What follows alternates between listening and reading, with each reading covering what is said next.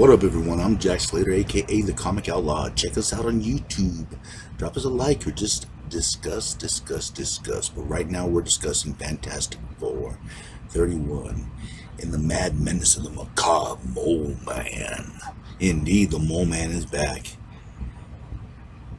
And he has another plan to take over and conquer the above world. Now, you see the ground shaking, you see the ground quaking. The Fantastic Four is rumbling and moving around. And Reed's telling everyone not to panic, for the earthquake will dissipate soon. And Reed just kind of strategizes here. He uses his body to kind of protect Sue. He has a Johnny burning thing, that's coming down. And as for Thing, he started panicking because he's falling from room to room because Benjamin J. Grimm's a pretty big guy. And right now he's in the bathroom, getting a bath. So they try to figure out what's going on, and there was also a prison break. Sue looks worried, shocked even, and she holds a newspaper close, hoping that Johnny doesn't find out, hoping the rest of the Fantastic Four does not find out.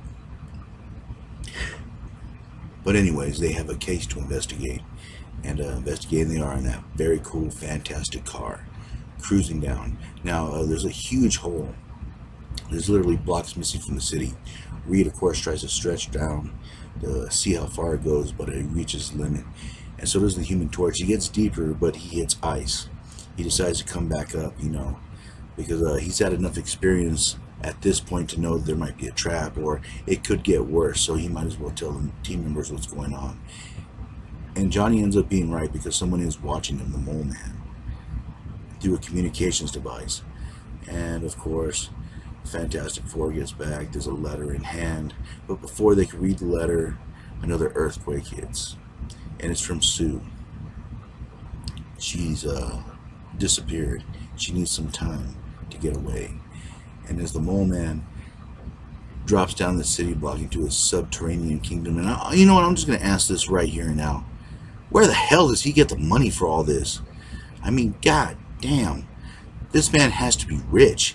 I mean, every other week, this guy has nothing. He has moloids, for Christ's sake. And he's able to afford all this stuff? How? I want to see the comic book issue on that. I want to see how this guy makes his money. But anyways, the Invisible Woman pretends to be invisible. He can sense her, captures her, of course, holds her for ransom. The Fantastic Four goes after him, and of course, with his very expensive machine drills, attacks the Fantastic Four. Of course, the Human Torch blows it up. And these moloids are supposed to be mindless, and yet they're able to work this very sophisticated equipment and very sophisticated traps by both the Mole Man and the moloids. These spores kind of hit. They put Johnny's flame out, and Reed's able to reach him, save him, and of course, another problem happens. They start spinning out of control. Thing tries to pull up, but they crash right into one of the missing blocks, moreover a building. Thing busts his way out, and of course, he's too modest to say it, but I am. Thing saves everyone's asses, pulls everyone out of the fray, and Mr. Fantastic is wondering where they are and what's going on. Of course, the Mole Man reveals that he's going to hold Sue Storm hostage until he destroys the city and conquers the world. I mean, they hold Sue Storm hostage a lot. I mean, for real, why don't they just capture Johnny or someone else, just change it up a bit. But hey, 60s. So they push the Fantastic Four back with some kind of magnetic beam, and the Avengers are waiting for him. Now, this is the old school Avengers, and Reed is telling them to wait because they're holding Sue hostage. They ignore him, they jump in, and I love how Reed just grabs Thor and pulls him back in. And the fight is ensued, the rumble between the Avengers and the Fantastic Four. And of course, Captain America kind of lets cooler heads prevail and lets them talk and lets them kind of tell them the Sue's down there, being held hostage, and they need to find another way to kind of get at the Mole Man. So Reed builds this detector that kind of homes in on the powers, and it looks like a giant metal detector. And meanwhile, Sue instead of using her force fields or anything like that to, possibly escape, she decides to be imprisoned in Crystal, where Reed uses this device to find her.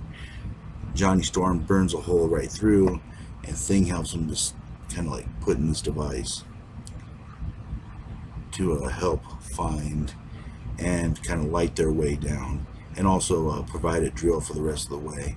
Of course, the Moloids in these sophisticated laser machines, like, where does he get the money for this? Where in the hell does he get the money? Anyways, of course, they're warring with the Fantastic Four. Johnny's doing this thing,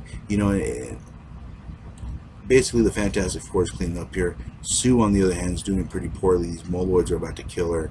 She's using her powers to kind of keep them at bay until Ben Grimm comes in and just swats them all. I mean, he lays the smack down upon them. It gives Reed enough time to grab her. They start to plot their way out. And of course, everything starts to blow up. Reed tries to protect everyone the best he can. They end up kind of like taking the escape pod the way out. The city block ends up getting pushed up as well. And the Fantastic Four make it. But someone is injured, hurt. Sue's in the hospital and she's critical.